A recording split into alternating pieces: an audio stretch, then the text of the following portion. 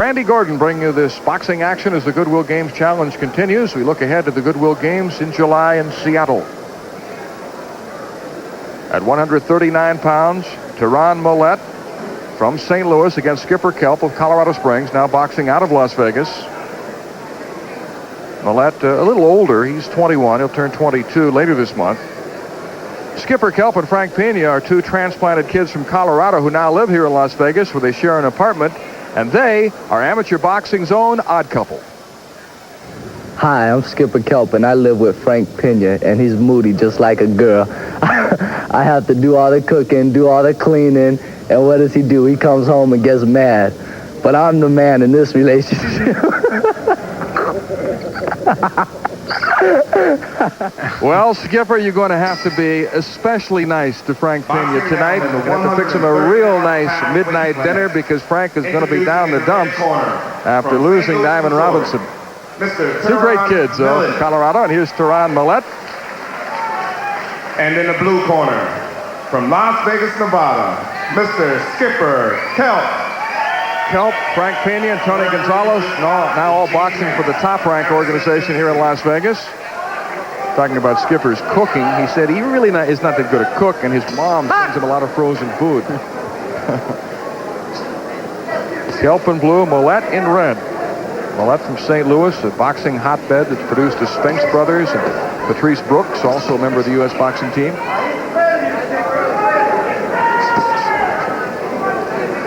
I don't know what kind of frozen food it is, but it must be health food, because Skipper is in real fine shape. As we pointed out earlier, I haven't seen any one of these guys who were not in good shape. Some are in excellent shape, but they're all in fantastic shape. Skipper Kelp's background is interesting. He has 4 black belts in the martial arts. He became involved in martial arts at the age of 6 and eventually turned to boxing, but he feels that the kickboxing helped him with his body control and punching power. He was born in Vietnam when his father Bruce was stationed there as an Army medic. His dad married a Vietnamese lady, and they now live in Colorado Springs. His dad is quite active in Skipper's career. Good right hand, and down goes Kelp. We may have another upset brewing here. Forward. 5. Look to catch him on the left ear, 7. getting his equilibrium. 8. Be still. Chopping overhand right. Good left hand by Millett.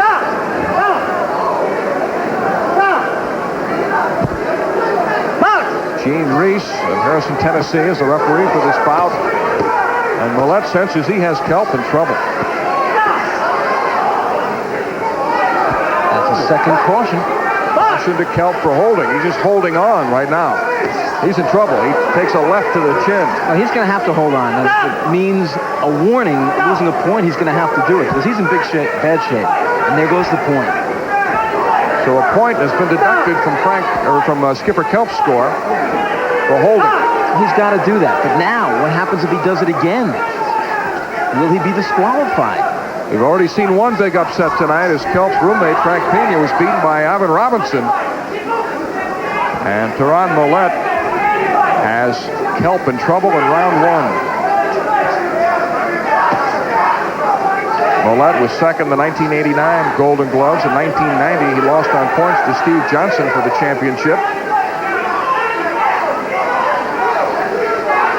He's kind of come from nowhere, because Kelp, a big favorite going into this bout.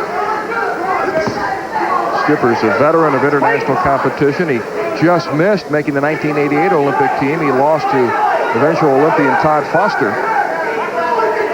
He then suffered a shocking loss to Ray Lovato for the championship in the 89 national championships in his hometown of Colorado Springs. He said that was devastating, losing in his hometown before his family and friends. He said he was depressed for 2 days, but he said in the long run, it's helped him. He learned to deal with adversity. And in round number 1, a stunning one-punch knockdown.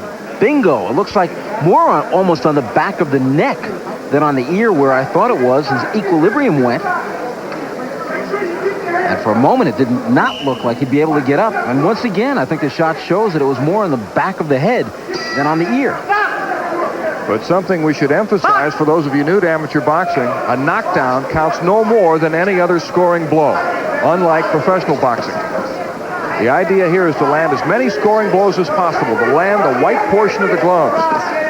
So even though Kelp went down, it doesn't mean as much as it would if this is a professional fight. Kelp's best punch is a left hook, but he really hasn't been able to use it yet. Skipper's been working very hard on his left jab. His corner wants him to move more to his left, just what he's doing now. He's listening to them. But I don't know that I agree with that, because Millett has a very powerful overhand right, and that's the shot that knocked him down. I think he's got to give him angles. He's got to give him both ways, not just one direction.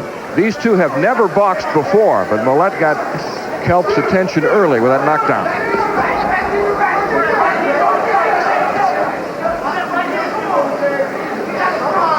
The winner of this bout will be going to the Goodwill Games in Seattle. Kelp really feels that he's peaking at just the right time. We talked about his losses in the '88 Olympic trials and in the '89 U.S. Championships. He feels that he's used those as building blocks and is now really in peak condition. He feels moving to Las Vegas and training with Top Rank has helped him. And he was very optimistic going into this bout. Well, he's going to have to do a lot of peaking in the next 4.5 minutes, because Millett has things going his way. It's almost as if Ivan Robinson and Millett compared notes about how to box the odd couple, the roommates, Pena and Kelp. That left hook by Pena, or Kelp, he just missed. And a caution to Millett.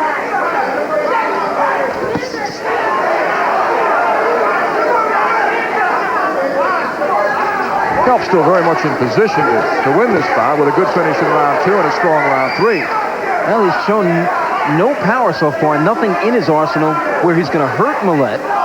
So he's really got to get busy this round, take this one, and then do something in the third round, because that had to be at least a 2-point round in the opening round. Skipper landed a pretty good left hook. Millett dropping his gloves, he better be careful. Sorry, Mill. 20 points to the winner of the round, 19 or less to the loser. I had a 20-18 for Millett, round 1. Now to the final 30 seconds of round 2. Millett's style has really confused Skipper Kelp. Millett is very relaxed. Good right hand by Millett. He rocked him and Kelp goes down. 2, 3. But really, I don't think it was a knockdown. He was hurt, and I thought a standing 8 count was coming, but he looked to be pushed to the floor. So Kelp takes another 8 count. He's in real trouble. He's hurt. He never got his hands up. When he arose from that knockdown, he never got his hands up. I want you to listen to me. And it was in the center of the ring, the powerful right hand. Boom! That's the one that got him in the first round that knocked him down. Now, is this a knockdown or a shove down? I got to believe that's a shove down. Well, he hit him with a right, and then Kelp was obviously rocked. It looked like he might have gotten away with a push. Now, I don't think there's any question that Kelp should have been given a standing 8 count, but he was shoved to the floor, and it was no knockdown, not from this angle anyway. And it would appear that Skipper Kelp is in real trouble as we go to round 3. I don't think he has any clue how to beat Millett at this point. What does he do? His corner doesn't want him in there banging. And even if he takes the round by boxing, that'll only give him this round, at least on my unofficial card. I think he needs a stoppage.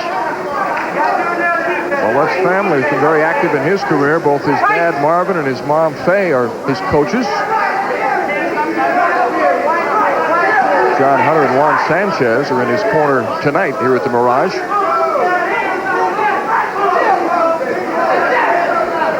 Now, this could be another devastating loss in the saga of Skipper Kelp. Meanwhile, Terron Millett, I don't know when the last time I ever saw a boxer so relaxed. It's as if he's just in there walking around the ring, going for a walk in the park, just so relaxed.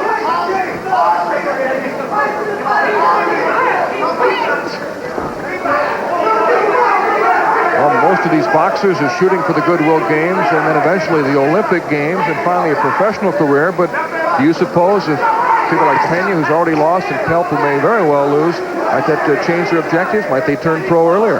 Well, some of them may, but these young men have dreams, and dreams die hard. And maybe right now, after a loss, they feel like they don't want to go on any further. They might start getting paid. But it might take a few days, a few weeks. They'll be back again.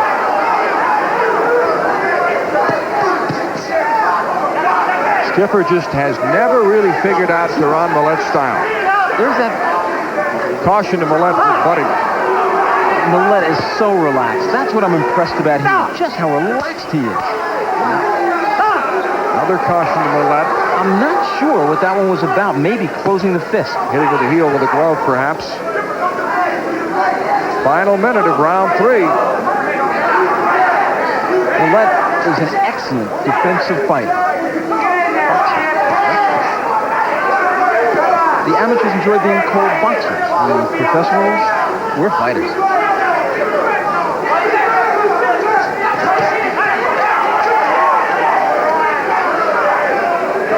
Well, Skipper Kelp and Frank Pena were regarded as two of the best U.S. prospects. They may very well both lose in this competition, but overall, how will our boxers stack up with the international competition? I like what I've seen so far. Every one of them has something about them that's going to make them very, very tough to beat.